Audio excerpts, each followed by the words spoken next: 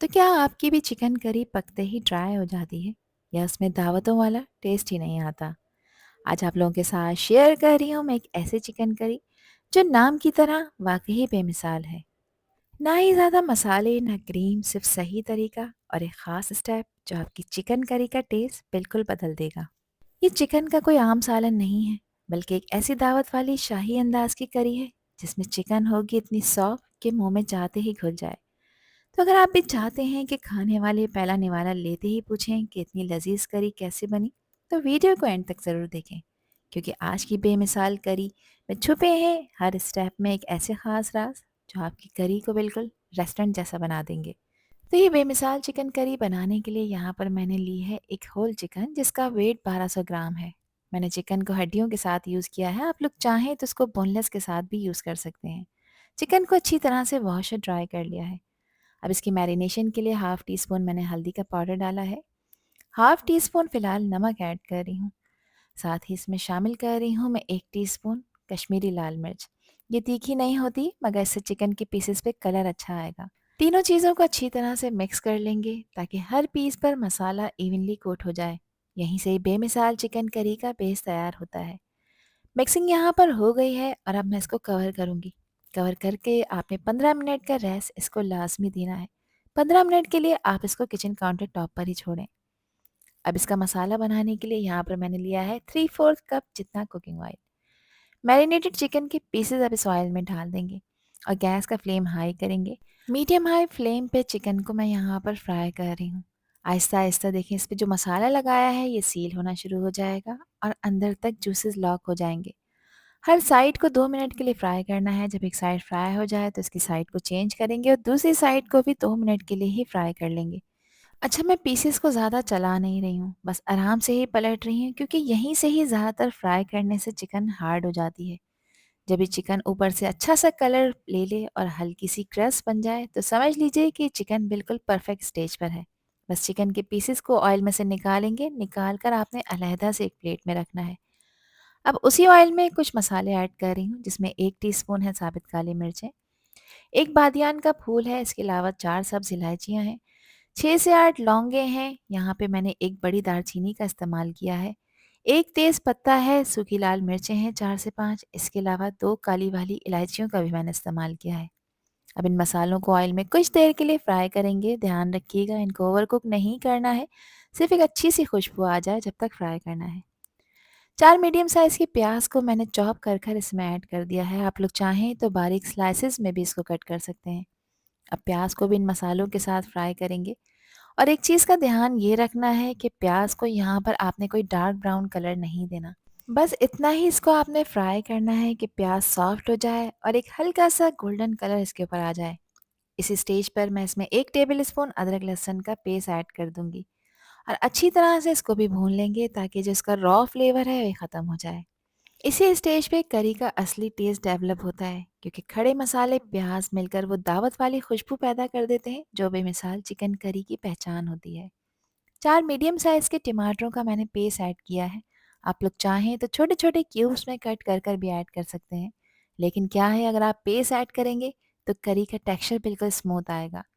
अब टमाटरों को भी इसमें भून लेंगे ताकि टमाटरों का कच्चापन ख़त्म हो जाए और इसमें से ऑयल सेपरेट नज़र आना शुरू हो जाए। साथ ही इसमें कुछ मिर्च मसाले भी ऐड कर लेते हैं।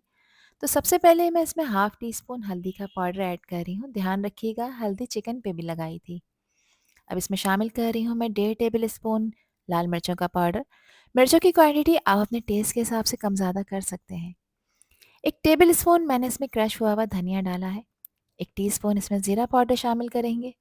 साथ ही मैं इसमें शामिल कर रही हूँ 1 टेबल स्पून नमक। नमक आप अपने टेस्ट के अकॉर्डिंग ऐड करिएगा, जितना खाना आप पसंद करें। 1 टीस्पून अच्छे कलर के लिए इसमें कश्मीरी लाल मिर्च ऐड कर रही हूँ। अब इन मसालों की अच्छी तरह से भुनाई कर लेंगे और गैस का फ्लेम आपने यहाँ पे लो मीडियम रखना है और अच्छी तरह से भूनना है, क्योंकि यहीं से ही करी का असली टेस्ट निकल कर आता है। मैं मसालों को लगातार चला रही हूँ ताकि ये कहीं से जले नहीं और इसमें से ऑयल सेपरेट होकर ऊपर आ जाए। अच्छा, ये मसाला जले नहीं तो यहाँ पर मैंने आधा कप इसमें पानी शामिल किया है। जब मसालों का रॉ फ्लेवर ख़त्म हो जाता है तो कलर और भी ज़्यादा डार्क हो जाता है। तो समझ जाएँ कि मसाला बिल्कुल परफेक्ट भुन चुका है। अब देखिए ऑयल आपको इसमें से सेपरेट नज़र आ रहा है। बस ये निशानी है कि यहाँ पर भुनाई कंप्लीट हो चुकी है। अब यहाँ पर मैं इसमें 3/4 कप दही ऐड करूँगी। अच्छा, दही ऐड करते वक़्त हमेशा गैस का फ्लेम बंद कर दिया करें या लो कर दिया करें। और दही को मैंने अच्छी तरह से फेंट कर इसमें डाला है और लगातार मैं इसको चला रही हूँ ताकि इसमें किसी भी तरह के लम्स ना बने। अब इसमें मैं 1 कप दूध ऐड कर रही हूँ। दूध इस करी को सिर्फ़ क्रीमी ही नहीं बनाएगा, बल्कि चिकन को अंदर तक सॉफ्ट और जूसी कर देगा। इस स्टेज पे आपने गैस का फ्लेम बिल्कुल हल्का रखना होता है और इस मिक्सर को, इस करी को लगातार चलाना होता है। जैसे ही ग्रेवी स्मूथ और ग्लॉसी और एकदम सिल्की जैसी हो जाए तो समझ लें कि बेमिसाल चिकन करी अपने परफेक्ट टेक्सचर पर आ चुकी है। इसको लगातार चलाते हुए भूनना बहुत ज़रूरी है ताकि दही मसालों के साथ परफेक्टली ब्लेंड हो जाए और कोई भी रॉ टेस्ट ना रहे।